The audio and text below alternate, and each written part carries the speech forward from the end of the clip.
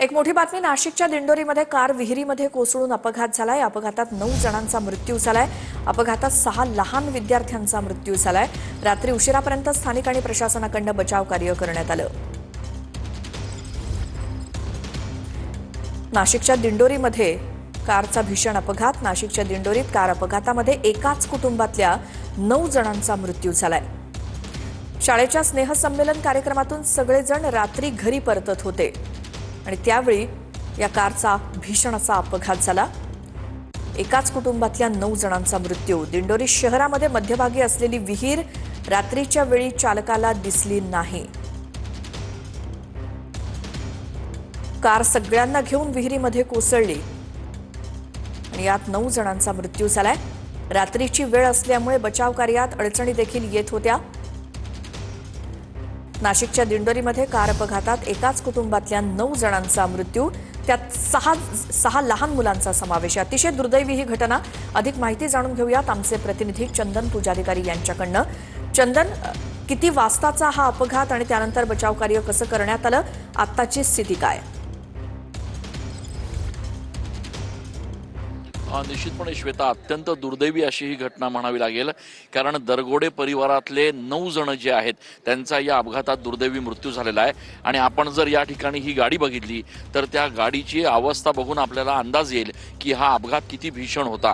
हे सगळे परिवारातले लोक शाळेच्या एका स्नेहसंमेलन आवरून आपल्या घरी जात होते आणि घरी जात असताना समोरचा हा रस्ता जो आहे त्या रस्त्यावरून ही गाडी येत असताना थेट या विहिरीच्या कठड्याला धडकली आणि ही गाडी थेट या ठिकाणी या विहिरीत कोसळली। आपण जर बघितलं तर ही विहीर पण एवढी खोल आहे की या ठिकाणी रेस्क्यू ऑपरेशनला जवळपास 4 ते 5 तास या ठिकाणी लागलेले आहेत। ही गाडी जी आहे ती बाहेर काढण्यात आली, मात्र दुर्दैवानं यामध्ये 9 जणांचा मृत्यू झालेला आहे आणि त्यातही 6 जण हे लहान मुलं आहेत जे आपल्या शाळेचा स्नेह संमेलनाचा कार्यक्रम आवरून या ठिकाणी घरी जात होते। सगळ्यात महत्त्वाचं म्हणजे शहरात अशा पद्धतीनं रस्त्याच्या अगदी मधोमध ही जी विहीर आहे त्या विहिरीला कुठल्याही प्रकारचे कठडे नसल्याचं आपण या ठिकाणी बघू शकतो।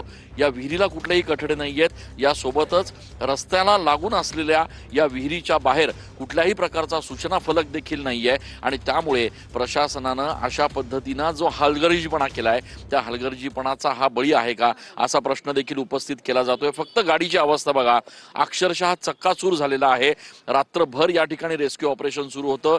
गावकऱ्यांनी प्रचंड मदत केली प्रशासनाला। अग्निशमनचे अधिकारी होते, गावकरी या ठिकाणी उपस्थित होते आणि 3 तासांनंतर ही गाडी जी आहे ती विहिरीतून बाहेर काढण्यात आली। सगळे जे लोक होते त्यांना रुग्णालयात दाखल करण्याचा प्रयत्न करण्यात आला, मात्र दुर्दैवानं तिथे नेण्यापूर्वीच त्यांचा मृत्यू झाला होता आणि त्याच्यामुळे या संपूर्ण दुर्दैवी घटनेनंतर आता जिल्ह्यावर शोककळा पसरलेली आहे। प्रश्न असा उपस्थित होतोय की जर शहराच्या रस्त्याच्या मधोमध चौफुलीच्या बाजूला 3 रस्ते ज्या ठिकाणून येत आहेत त्या ठिकाणी जर ही विहीर होती तर या विहिरीला कुठल्याही प्रकारचे कठडे का नव्हते, सूचना फलक का नव्हते आणि या सगळ्या मृत्यूला जबाबदार नेमकं कोण आहे असा प्रश्न देखील या निमित्तानं उपस्थित होतोय। त्यामुळे या सगळ्या प्रकरणाची चौकशी व्हावी अशी देखील मागणी आता ग्रामस्थांकडून केली जाते। मात्र सगळ्यात महत्त्वाचं या ठिकाणी ही गाडी जी आहे ती गाडी बाहेर काढण्यासाठी प्रचंड मेहनत जी आहे ती प्रशासनाच्या वतीनं करण्यात आली। प्रयत्न हा होता की गाडी बाहेर निघावी, लोकही बाहेर निघावे आणि किमान त्यातले काही लोक जे आहेत त्यांना वाचवण्याचा प्रयत्न व्हावा। हे लोक जे आहेत त्यांना तातडीनं शासकीय रुग्णालयात दाखल करण्यात आलं, नेण्यात आलं, मात्र 6 लहान मुलांचा यामध्ये दुर्दैवी मृत्यू झालेला आहे तर 3 मोठे लोक जे आहेत। बरोबर आहे चंदन, धन्यवाद या सगळ्या माहितीसाठी।